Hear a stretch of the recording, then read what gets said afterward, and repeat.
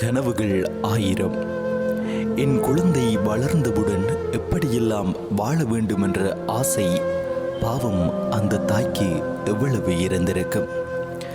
நெடுந்தூர பயணத்தின் இயற்கை எழிலோடு கனவுகள் ஆயிரம் அவள் கண்முன்னே வந்து போயிருக்கும்.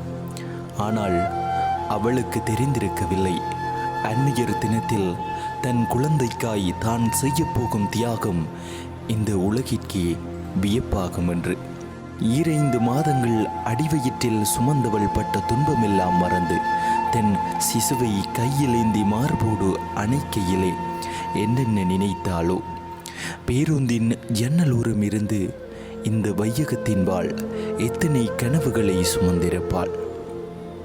மனதில் எத்தனை சோகங்களை நினைத்து தன் மனதளவில் கண்ணீரை சொரிந்திருப்பாள்.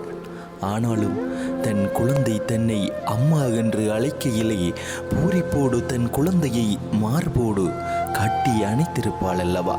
காலனின் விளையாட்டில் அனாதையாகிய குழந்தைக்கு என்ன தெரிய போகின்றது இப்போது? தன் பிள்ளையை கழுகுப்பிடியில் வைத்திருந்து பிள்ளைக்கு ஒரு தீங்கும் ஆகிவிடக் கூடாது என்று கட்டி அணைத்தபடி இருந்தவளுக்கு எங்கே தெரிய போகின்றது தன் உயிரின் அருமை? தன் உதிரத்தை பாழாக்கி உணவளித்தவள் இன்று தன் உதிரத்தை உயிராக்கிவிட்டு பிரிந்திருக்கின்றாள் அந்நியர் தினத்தில். தாய் தந்தையரை முதியோர் இல்லங்களுக்கு அனுப்பும் கயவர்களுக்கு எப்போது புரியும் மதிப்பிடப்பட முடியாத விலையுயர்ந்த பொக்கிசங்கள் இவர்கள் என்று? உலக முடிவு வரை போற்றப்படட்டும் தாயவளின் தியாகங்கள், தாயவளின் தியாகங்கள்.